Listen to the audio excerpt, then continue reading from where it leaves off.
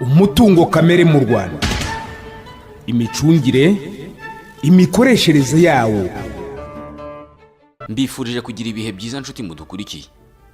Mumaze kubimenyera ko muri uyu mwanya tubagezaho ikiganiro umutungo kamere mu Rwanda, ikiganiro cy'ikigo gishinzwe umutungo kamere mu Rwanda kigamije gusobanurira abanyarwanda akamaro k'umutungo kamere u Rwanda rufite, haba umutungo kamere w'amazi, ubutaka ndetse n'uw'amashyamba. U Rwanda ni igihugu kigira ibihe bibiri by'imvura, mu bihe bine by'imvura n'izuba bisimburana. Imvura igwa mu Rwanda ahanini biri ku gipimo cya milimetero 1400, ariko mu gice cy'amajyaruguru y'uburengerazuba bw'u Rwanda imvura ishobora kugera ku gipimo cya milimetero 2000. Nubwo imvura igwa gutya ariko u Rwanda ni kimwe mu bihugu bigira amazi make ku muturage ku giti cye, kandi abaturage bo mu Rwanda benshi ntabwo bafite uburyo bunoze bwo kubika amazi yo kwizigamira mu bihe imvura itagwa. Ibi byiyongeraho kuba u Rwanda ari igihugu cyakunze kwibasirwa n'iyangirika ry'ubutaka buhingwa biturutse ku isuri ituruka ku mvura, aho imvura yakunze kugwa ikangiza ubutaka, bityo ntibyazwe umusaruro mu buryo bw'ubuhinzi no gutanga amazi akoreshwa mu ngo, ahubwo ikangiza ibiri ku butaka. Iki kibazo leta y'u Rwanda yagishakiye umuti muri gahunda yo gushyira mu bikorwa gahunda z'iterambere nk'icyerekezo 2020 na gahunda y'imbaturabukungu ya kabiri, maze itangiza umushinga wo gufasha abaturage gufata amazi y'imvura ava ku bisenge by'amazu yabo, bakabasha kubika amazi bakoresha mu ngo, ariko n'ubutaka bwangizwaga n'isuri bukaharokokera. Uyu ni umushinga Rain Water Harvesting Project ukorera mu kigo gishinzwe umutungo kamere mu Rwanda, ugaterwa inkunga n'ikigega cy'igihugu cyita ku kubungabunga ibidukikije Fonerwa. Muri iki kiganiro tugiye kuganira kuri uyu mushinga. Turi mu karere ka Nyabihu mu ntara y'uburengerazuba bw'u Rwanda, mu karere ka Musanze mu majyaruguru no mu karere ka Gasabo mu mujyi wa Kigali, tumwe mu turere dukorerwamo n'uyu mushinga ufasha abaturage kubona ibigega bifata amazi y'imvura, byaba ibigega byubatse ku butaka cyangwa se ibigega bya plastike umuntu ashobora guterura. Turaganira na bamwe mu bahawe ibigega bo mu turere twa Nyabihu na Musanze. Baragaruka ku buryo ibi bigega byahinduye imibereho yabo ya buri munsi, ariko kandi bikananoza imibanire yabo n'abaturanyi. Turi kumwe na bwana SINDIKUBWABO Félicien, umukozi w'uyu mushinga ushinzwe gukurikirana ibikorwa byabo mu mujyi wa Kigali.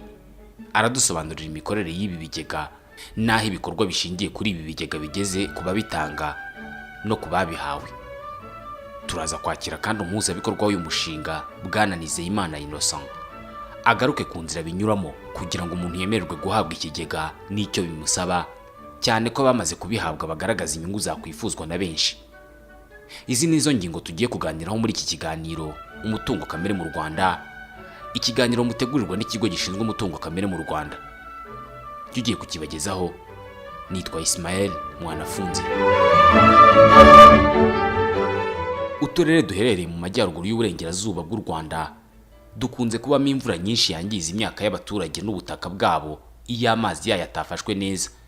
Iyi niyo mpamvu umushinga wa Minisiteri y'Umutungo Kamere ukorera mu kigo gishinzwe umutungo kamere Rain Water Harvesting watangirije ibikorwa byawo mu turere twa Rubavu na Nyabihu mu burengerazuba bw'u Rwanda, mu karere ka Musanze mu majyaruguru y'u Rwanda, ndetse no mu turere twa Nyarugenge, Kicukiro na Gasabo mu mujyi wa Kigali, kuko hakunze kugaragara ikibazo cy'ibura ry'amazi mu mujyi wa Kigali. Uyu mushinga utanga ibigega bifata amazi y'imvura ukora ute? Ibigega bihabwa abantu bameze bate? Binyura mu zihe nzira? Umuturage kugira ngo afashwe kubona uburyo bwo gufata amazi y'imvura, icyambere agomba kuba atuye muri kamwe muri utwo turere twavuze haruguru umushinga ukoreramo. Ikindi kandi agomba kuba afite inyubako, afite inzu ye bwite, hanyuma akagira n'ubushake bwo gukenera gufata ayo mazi y'imvura. Twe nk'umushinga dukora ubukangurambaga mu nzira zitandukanye. Hari ubukangurambaga bwo kuri radio, hari ubukangurambaga bwo kuri televiziyo, ndetse hari n'amafishi abariho ibyo bigega, haba hariho n'ayo makuru yose tugenda tushyira hirya no hino ku nyubako ahahurira abantu benshi.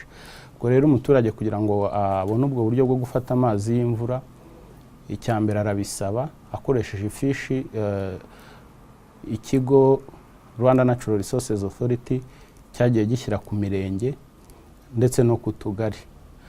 Ubwo umuturage aragenda akayisaba akayuzuza akayijyana ku muyobozi w'akagari akamusinyira, yarangiza akayijyana no ku murenge bakamusinyira. Iyo zimaze kuba nyinshi bazishyikiriza uturere, hama izo fishi zose zikoherezwa ku kigo Rwanda Natural Resources Authority, tugakora isesengura tukareba niba umuturage icyiciro yatanze cy'ubudehe niba ari cyo koko, ubwo yaba ari byo bihura n'ibyo twe dufite ibyo byiciro, hanyuma bigakomeza tukamuhuza na banki ikamuha inguzanyo, hanyuma iyo nguzanyo nabwo akaba ari inguzanyo imufasha kubona ikigega agihawe n'abatanga ibigega. Kuri ubu dukorana n'abafatanyabikorwa babiri batanga ibigega aribo Roto Tanks na Aquasan. Abo dufitanye ubufatanye, twasinyanye amasezerano y'ubufatanye, dusinyanya amasezerano y'ubufatanye n'akarere, ndetse dusinyana n'amasezerano na financial institutions zirimo Guarantee Trust Bank ariyo GT Bank, ndetse na za sako zose zikorera mu mirenge ikorera muri utwo turere. Ubwo ni imirenge 74 ikorera muri utwo turere uko ari 6. Ibi byamaze gukorerwa umubare munini w'abatuye uduce dukorerwamo n'uyu mushinga. Abamaze guhabwa ibi bigega byaba byubatswe ku butaka biciriritse cyangwa se bya plastike, ubu ntawe ukigira ikibazo cyo kubura amazi bya hato na hato, kugira ubutaka bwangizwa n'isuri cyangwa intonganya hagati y'abaturanyi ngo amazi aturuka kwa runaka aransenyera. Kuvuga ngo iyo imvura iguye tubona amazi, dukora isuku mu rugo, ku bikoresho byose byo mu rugo, kwiyuhagira, guteka, nta kibazo cyarakemutse. Ashobora kumara icyumweru cyose adashize, cyangwa se n'ibyumweru 2 hatageze abaturanyi baza kuyavoma, yamara n'ibyumweru 2. Ubu amazi ava ku uyu mureko uyu reba kwa mazu yose ari hano, yose yacaga hano agakora ruhurura, akaba yakwangiza byo asanze pfu. Ariko ubu yose narayafashe nyabumbira mu iki kigega, nimwari nta kibazo kindi, ntashobora kuntiranya n'abaturanyi duturanye cyangwa se ngo agire ibyo yangiza. Murabona dutuye mu bucuciki, birasaba yuko umuntu afata amazi ye. Cyari ikibazo rero kugira ngo amazi mbone ukuntu nayafata byari bigoye, ariko aho maze kubona kino kigega hehe no kongera kugirana ikibazo n'abaturanyi. Amazi ndayafata yaya mazu ukuru ko yabona, amazi turayafata yose akinjira mu kigega. Ikindi iki kigega gifite akamaro cyane kubyerekeranye isuku mu rugo. Ubundi iyo ikigega kitaraza byari bigoye kugira ngo haboneke isuku ihagije mu rugo, kubera yuko ubundi amazi turayagura, andi ava mu misozi kure. Ayo twaguraga rero haba igihe yabuze, kuko n'amazi akwavirunga haba igihe yabuze, noneho akaba ikibazo gikomeye. Abana iyo babaga baraje ku ishuri barakererwaga kubera kuja kuvoma, bakaza bakerewe ntibabone n'igihe cyo gusubira mu masomo bize. Ariko kubera ko kibegeye, icyo gihe bataga bari gukora ingendo ndende bari kuja gushaka amazi, ubu iki kigega cyabaye igisubizo. Ni ibyishimo byaje mu rugo.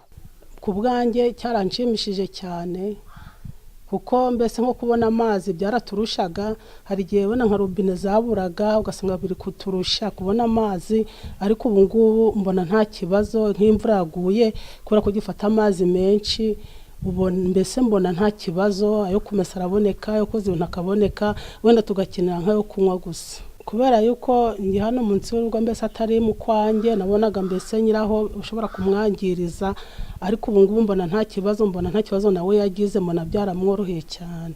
Imibereho yacu yarahindutse cyane nkanjye w'umukecuru, najyaga kuvoma binduhije, ndetse n'amazi ari hano hafi aragurishwa.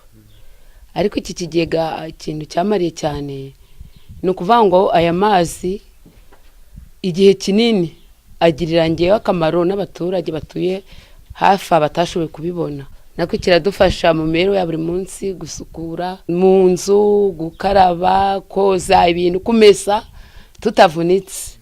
Ubwo rero iki kigega aho nakiboneye rwose numva ari agaciro kanini cyane, kubera kuko abaturage iyo baje bashaka amazi ku mugoroba batonze umurongo nta mafaranga tubaca, tuyabahera ubuntu nk'uko twayaherewe ubuntu.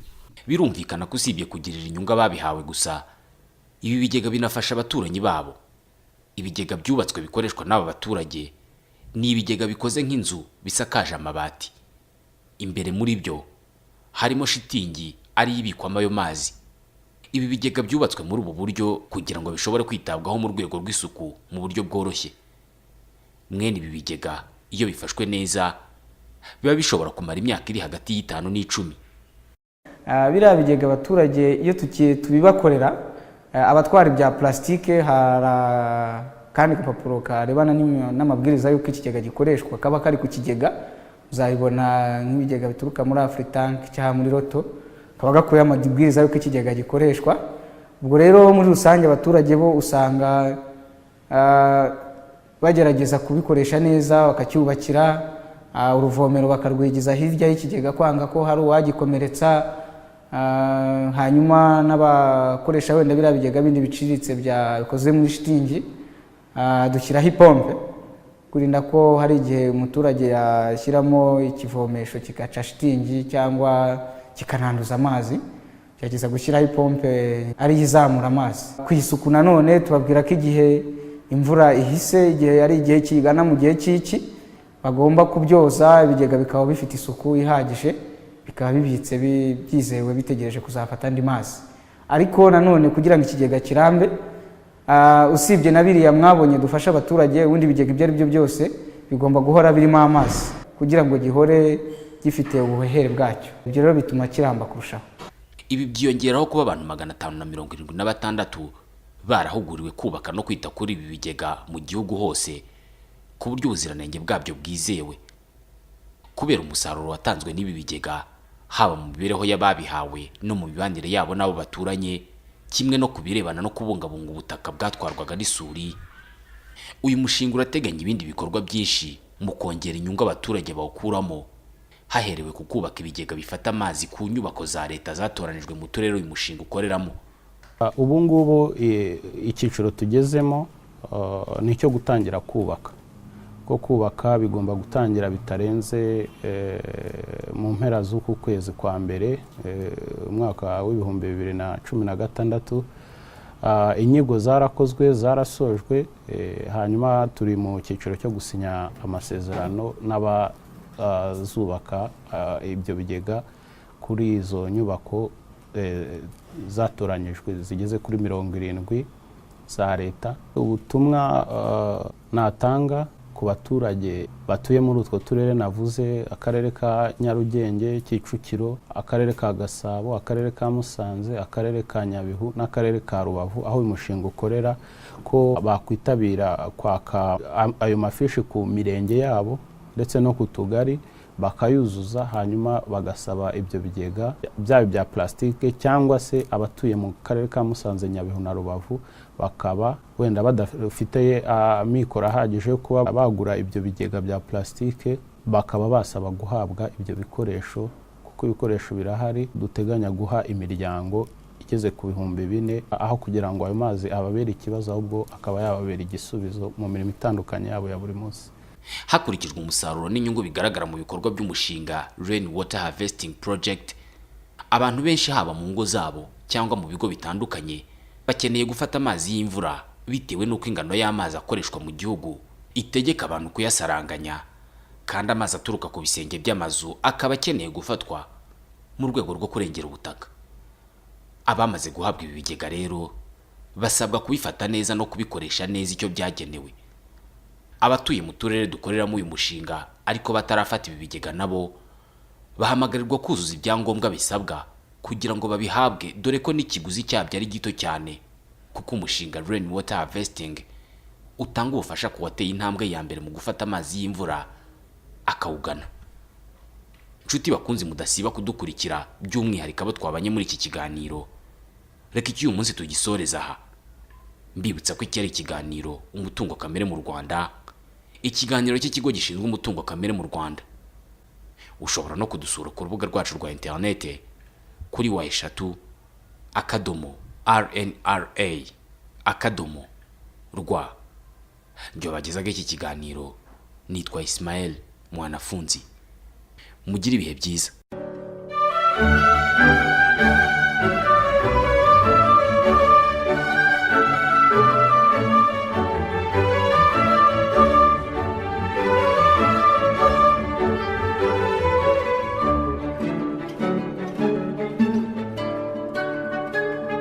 Umutungo kamere mu Rwanda, imicungire, imikoreshereze yawo